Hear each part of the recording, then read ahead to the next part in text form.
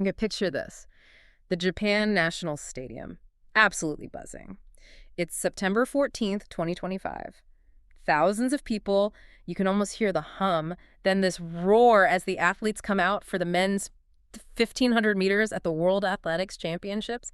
This is it, where legends get paid. The air is just thick with anticipation. It's that kind of electric moment. Exactly. But then something nobody expected happened. The distance king, Norway's Jakob Ingebrigtsen, he didn't just lose. He finished 8th in his heat.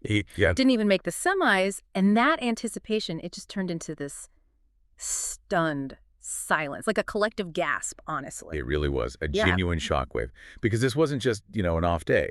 For Ingebrigtsen, who's been so dominant finishing 8th in a heat, it felt like more than just a loss. It felt like a reality check, as he even said later. Right, a huge reality check. And that's what we want to unpack today. We're doing a deep dive into this seismic event in Tokyo. We want to figure out not just what happened right there on the track, but the whole journey leading up to it. The pressure, the history. All of it.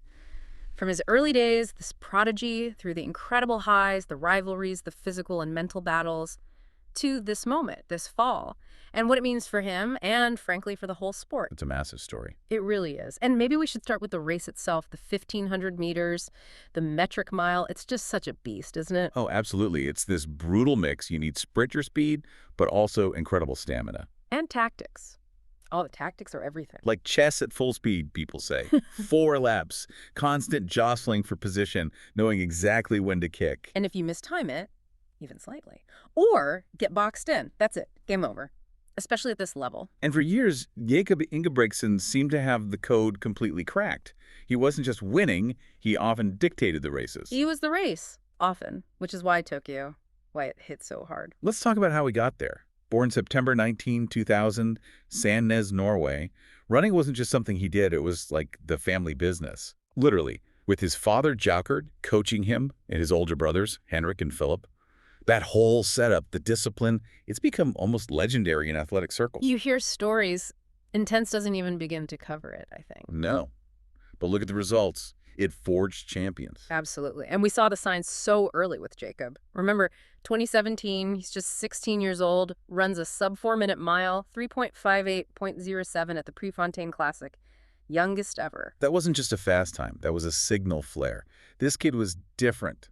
Special. And he just kept proving it. Fast forward to the Tokyo Olympics in 2020, same stadium, ironically. Yeah, the symmetry there is something else. He wins 1,500-meter gold, Olympic record 3.28.32, and just for good measure, grabs silver in the 5,000 meters. That versatility is just staggering. To medal in both the Olympics, that's incredibly rare territory. Shows the depth of his talent. But the path wasn't always smooth gold, was it? We started seeing little chinks in the armor. 2022 Worlds in Eugene, Jake Wightman takes 1,500-meter gold. Jakob gets silver. A surprise, definitely. Though Jakob did bounce back immediately, winning the 5,000-meter title there, showed his resilience. Then 2023 in Budapest, another 1,500-meter silver. This time it's Josh Kerr, the Scot. And that sparked a proper rivalry. Oh yeah, the post-race comments flew then. Kerr hinting Jakob relied on pacemakers. And Jakob firing back with that classic line, when the pacemakers drop out, I'm the pacemaker.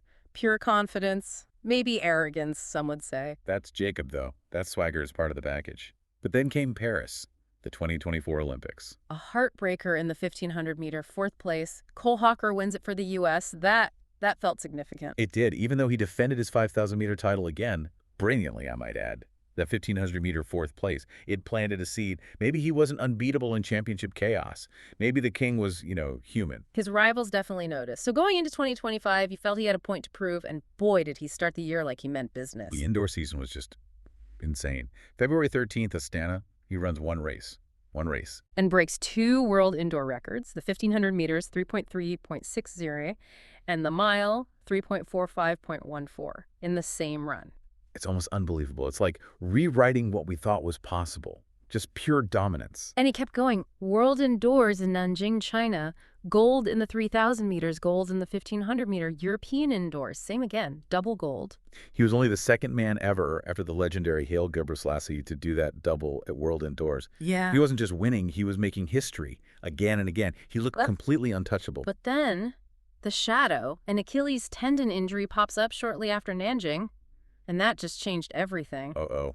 Yeah, the Achilles. Yeah. For a distance runner, that's the nightmare scenario. That tendon is so crucial for power, for push-off. It completely derailed his outdoor season plans. He had to skip major Diamond League meets, miss vital altitude training. Basically, he hadn't raced outdoors since March. 6 months, that's a huge gap at this level. The whispers started, Yeah. didn't they? Can he really be ready for Tokyo? Yeah, they got louder and louder. Now, he had qualified for the 1,500 meters based on a super fast time from 2024, and he had the bye for the 5K as defending champ, so he was in. But race sharpness, fitness, Yeah. huge question marks. And yet, classic Jakob, before the race, he says, if I'm on the start line with a bib on my chest and spikes on my feet, I'm going to do what I've always done. Defiant. That defiance is incredible, but it also, maybe, papers over the struggle. An Achilles issue isn't just physical pain, it's the disruption, the doubt, the mental toll. He later called his spring pitch dark. That tells you a lot. It really does. A rare glimpse behind the confidence. So, okay, let's go back to Tokyo, September 14th, heat 4 of the 1,500 meters. The pressure is immense. The field is stacked. Kerr, Wightman, Hocker, Churio, all looking good. Plus Habs from France, the world leader. Young Kenyans, it's loaded. And the format is unforgiving. Top 6 automatically qualify, plus the next 2 fastest losers across all heats. Others, like Nordos, Kerr, they'd already made it through the heats smoothly. Adding to the tension for heat 4. So the gun goes. Ingebrigtsen lines up against Wightman, Coach, others, and immediately something looks off. Yeah, his usual tactic is to go to the front or near it, control the pace. But this time he's hanging back, way back near the rear for the first couple of laps, just kind of floating there. You could see the strain, couldn't you? Not his usual smooth rhythm. More effort showing on his face. Definitely. He did manage to move up, clawed his way to 6th around the bell lap, and you thought, okay, maybe he can just hang on, sneak through. A flicker of hope there. But then the bell rings for the final lap. That's usually Jakob time. Or the kick comes in, the devastating finish. And it just wasn't there. Never materialized. The field bunches up for that final desperate sprint down the home straight, and instead of surging, he starts to fade, visibly fade. Painful to watch, actually. He crosses the line 8th, 3.37.84. Just walks off, dejected, medical staff right there with him. Wightman wins the heat, and the stadium, just silence. Utter shock. Commentators were stumbling over their words. It was one of those moments in sport you don't forget. The unbeatable, beaten. Not even close. And afterwards, he faced the reporters. And you have to give him credit, he was incredibly candid. Yeah. Raw, almost. What did he say exactly? He said, it's a first-time experience that I haven't got to the next round. It's very disappointing, but at the same time, it is a reality check. He acknowledged how competitive the event is, that you need to be at your best, and admitted, unfortunately, I'm not there. Wow. That's brutally honest. And when they asked about the Achilles, his answer was fascinating. Cryptic. He said, no and yes, I didn't feel it in this race, but what does that matter? No, and yes, that's interesting. It's like he's refusing to use it as a direct excuse for that specific race performance. Right. But acknowledging the massive impact it had on his preparation, that pitch dark spring he mentioned, it speaks volumes, doesn't it? Owning the result, but hinting at the underlying struggle. Exactly. No excuses, but context. The fallout online, as you'd expect, was huge. People mourning the lost showdown with Kerr, just disbelief. Pundits trying to figure it out. Was the injury worse? Was it just the lack of racing? Wightman was classy, talked about how brutal the heats were, and Josh Kerr, his big rival, just said, Jacob's a champion, he'll be back. Which he likely will be. But this whole episode, including other big names like Habs and Coach, also going out in the heats, it just blows the 1,500-meter wide open. It really does. And it highlights what people are calling a golden era for this event. Think about it. Since 2021, we've had Churio, Ingebrigtsen, Wightman, Kerr, Hocker, all win major global titles. It's incredible depth. It's phenomenal. The times being run are staggering, consistently sub 3.28 now. Right. And it's driven by everything, training, technology, like the carbon-plated spikes. Those super shoes, yeah. And just this wave of talent from all over. Kenya, Ethiopia, Europe, the U.S.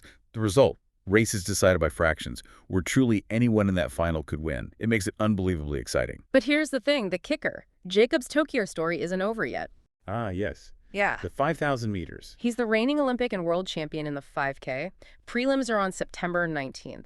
And that race, 12 and a half laps, it's a different beast. Very different. Less about that explosive short kick, more about strength, endurance, tactical patience, and that long drive to the finish. It plays to his strengths in a different way. He's even hinted he feels closer to being fit for the 5,000. Maybe the extra endurance work helps manage the Achilles issue, or perhaps the slightly different demands suit him better right now? It sets up a fascinating potential redemption arc, doesn't it? Can he take this massive disappointment, this public stumble, and channel it? Use it as fuel? He'll have to. The 5K field is tough, too. Aragali from Ethiopia, Kwamoy from Kenya, Grant Fisher from the U.S. Formidable guys. Yeah. But if anyone has the mental fortitude to bounce back, you'd think it might be Jakob Ingebrigtsen. The drama is far from over.